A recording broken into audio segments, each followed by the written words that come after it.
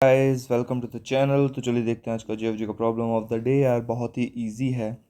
Let's see what's the problem of the day. Intersection of two sorted link list. Okay, easy level का problem है यार। आपने इससे पहले भी इस तरीके का क्वेश्चन किया होगा, बस हाँ फ़र्क इतना है कि लिंक लिस्ट में नहीं किया होगा। तो देखते हैं क्वेश्चन क्या कह रहा है। Given two link list sorted in increasing order, create a new link list representing the intersection of two link list. मतलब यार हमें गिवन है 1 2 3 4 5, ठीक है। एक तरीके से जैसे बाइनरी सर्च करते हैं ना नॉर्मल एरे में, उसी तरीके से ये काम करेगा, ठीक है। और दूसरा एरे हमारा 1 3 5, ठीक है। तो हमें क्या करना है, इन दोनों लिंक लिस्ट में कौन कौन से एलिमेंट सेम है, 1 1 3 3 5 5। तो एक न्यू लिंक लिस्ट लेनी है, उसमें 1 3 5 ये हमें रिटर्न करना है, ठीक है, इस तरीके से। तो अब इसको कैसे करेंगे, बस हमें ये देखना है, ठीक है। बहुत ही ईजी होगा इसको करना। तो चलो डायरेक्ट अपना सॉल्यूशन की तरफ चलते हैं। 1 2 3 4 6। तो हमारा एग्जाम्पल में वहाँ क्या था, 1, पहली लिंक लिस्ट क्या है 1 2 3 4 6। ये क्या है फर्स्ट लिंक लिस्ट। दूसरी लिंक लिस्ट क्या है 2 4 6 8। अब मुझे क्या करना है, एक न्यू लिंक लिस्ट लेनी है, ठीक है। तो मैं क्या करता हूँ, तो देखो हमेशा हमें हमारे पास लिंक लिस्ट के लिए क्या गिवन होता है, हेड गिवन होता है। यहाँ हेड गिवन होता है, यहाँ पे भी हेड गिवन होता है। और जब हमें लिंक लिस्ट में कोई काम करना होता है, उसका हेड रिटर्न करना होता है, तो हम एक टेम्प वेरिएबल लेते हैं, उसको हेड से इनिशलाइज कराते हैं, टेम्प को हेड से इनिशलाइज कराते हैं, और इसको क्या करते हैं, ट्रैवर्स करते हैं। टेम्प को हेड से इनिशलाइज करेंगे, इसको ट्रैवर्स करेंगे। लेकिन क्या हमें इन दोनों में से किसी लिंक लिस्ट को रिटर्न करना है? नहीं, हमें क्या करना है, एक न्यू लिंक लिस्ट बनानी है। क्या करना है, एक न्यू लिंक लिस्ट बनानी है। तो मैं क्या करूँगा, सबसे पहले एक अपनी न्यू लिंक लिस्ट को यहाँ पर डिक्लेयर कर दूंगा नोड, जिसका नाम होगा मेरा आंसर, क्योंकि वही मुझे रिटर्न करना है। और वो क्या होगी, मेरी न्यू लिंक लिस्ट होगी, न्यू नोड। और उसमें कोई इनिशियली मुझे वैल्यू देनी पड़ेगी, ऑब्वियसली मुझे उसमें कोई इनिशियली वैल्यू देनी ही पड़ेगी, तभी वो मेरी लिंक लिस्ट डिक्लेयर होगी, ठीक है। अब मेरी एक लिंक लिस्ट है जिसका इनिशियल पॉइंट है 0, मतलब ये है मेरा हेड, ठीक है, ये है मेरा हेड। अब मुझे क्या करना है, देखो अब मुझे इस वाली लिंक लिस्ट को अगर रिटर्न करना है, तो मुझे ये हेड यहीं रखना होगा और एक टेम्प वेरिएबल लेना होगा जो इस लिंक लिस्ट में ट्रैवर्स करेगा। हाँ, तो एक टेम्प होगा जिसको मैं किससे इनिशलाइज कर दूंगा, आंसर से। आंसर भी ये आंसर ही इसका क्या है, हेड है, ठीक है। आंसर इसका हेड है, टेम्प को इनिशलाइज कर दूंगा आंसर से। अब मैं क्या करता हूँ, अब ट्रैवर्सिंग शुरू करता हूँ। तो देखो यहाँ पर एक छोटा सा सूडो कोड होगा, ठीक है। इसको मैं H1 मान लेता हूँ और इसको H2 मान लेता हूँ, ठीक है। तो सिंपल, अब मेरा एक वाइल लूप चलाऊंगा। तो यार देखो, कॉमन एलिमेंट्स निकालने हैं, तो जब तक लिंक लिस्ट दोनों एग्जिस्ट करती हैं तब तक ही कॉमन एलिमेंट्स होंगे। वाइल H1 एंड H2, जब तक ये दोनों एग्जिस्ट कर रहे हैं तब तक ही मेरा क्या होगा, आंसर आएगा।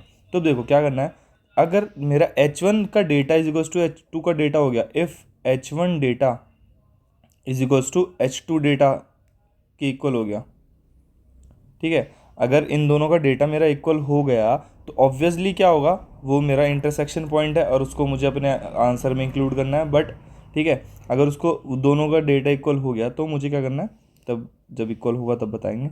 एल्स इफ अगर मेरा H1 का डेटा स्मॉल है H2 के डेटा से, तब एक कंडीशन, एल्स तब एक कंडीशन, ठीक है।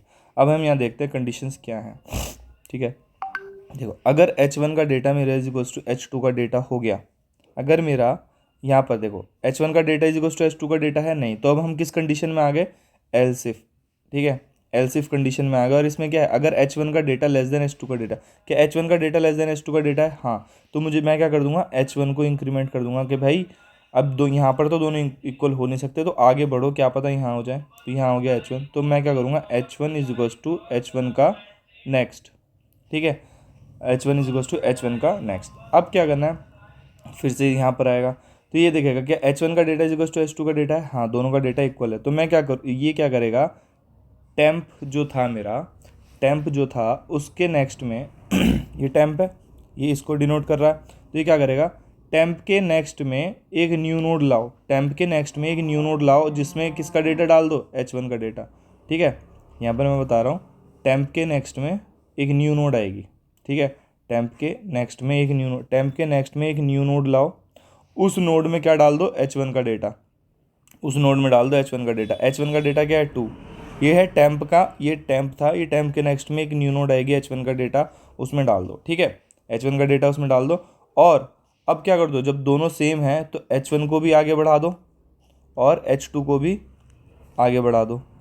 अब फिर से वाइल लूप, क्या H1 का data is equal to H2 का डेटा है? नहीं है, H1 का डेटा H2 के डेटा के इक्वल नहीं है। यहाँ अब टेम्प भी कहाँ जाएगा, यहाँ पर है, temp is equal to temp of next, ठीक है, ये हो जाएगा मेरा टेम्प। अब ये चेक करेगा कि H1 का डेटा H2 का डेटा इक्वल है? नहीं है। क्या H1 का डेटा लेस देन H2 का डेटा है? हाँ, H1 का डेटा लेस देन H2 का डेटा है, तो H1 को is equal to H1 of next कर देंगे। एल्स अगर H2 छोटा होता तो H2 को नेक्स्ट में कर देते। ठीक है, क्या अब दोनों का डेटा इक्वल है? हाँ, जब दोनों का डेटा इक्वल है तो टेम्प नेक्स्ट होगा एक, उसमें आएगी हमारी न्यू नोड, ठीक है, जब टेम्प नेक्स्ट होगा उसमें एक हमारी न्यू नोड आएगी, उसका कोड ये वहाँ पर जगह नहीं है, आप लिख दो temp next is equals to new node, और उसमें क्या जाएगा, हेड 1 का डेटा, ठीक है, temp next is equals to new node, temp के नेक्स्ट में न्यू नोड आ गई, अब उसमें क्या जाएगा, हेड 1 का डेटा यानी कि 4, ठीक है, और temp is equals to temp of next हो जाएगा, तो टेम्प कहाँ जाएगा, यहाँ आ जाएगा, ठीक है। अब दोनों को क्या कर देंगे, इंक्रीमेंट कर देंगे, यहाँ H1, यहाँ सॉरी यहाँ H2 और यहाँ H1। अब दोनों का डेटा फिर से सेम है तो इसके उसमें न्यू नोड आ जाएगी, ठीक है। अब ये H2 यहाँ आ जाएगा और ये H1 बाहर चला जाएगा, तो लूप यहीं ख़त्म हो जाएगा कि हमारी एक लिस्ट ख़त्म हो गई और दूसरी यहाँ। तो अब क्या होगा, मेरा लूप ख़त्म हो गया। अब मुझे क्या रिटर्न करना है, आंसर मेरा, अगर मैं सिर्फ आंसर रिटर्न कर दूँ तो मेरी लिंक लिस्ट आएगी 0 2 4 6, लेकिन मैंने ज़ीरो तो ऐसे ही लिया था, ज़ीरो तो मैंने ऐसे ही लिया था, तो मैं क्या करूँगा, आंसर का नेक्स्ट यहाँ पर रिटर्न कर दूंगा। तो आंसर का जब मैं नेक्स्ट रिटर्न करूँगा तो ये जाएगा, हेड मेरा हो जाएगा 2 और फिर हेड से ही ट्रेवर्स करेगा 2 4 6, ये मेरी हो गई लिंक लिस्ट, ठीक है। इतना सही मेरा क्या था, इसका एल्गोरिदम थी। अब इसके कोड को चेक करते चलो। तो ये देखो यहाँ पर कोड आ गया, हमने क्या किया, सेम जो चीज़ वहाँ पर डिस्कस करी, एक आंसर नोड ले ली, ठीक है, इनिशियलाइज करते 0 से।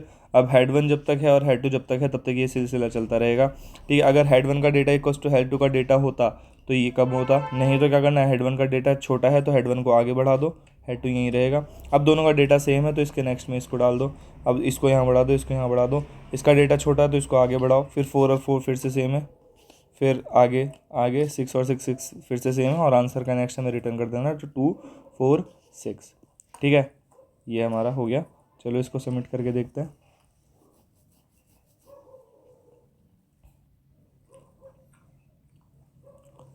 और ये सबमिट हो गया है। अगर सॉल्यूशन समझ आया हो तो यार please make sure to subscribe the channel, like the video. चलिए के साथ फाइंड अप करते हैं। Thank you.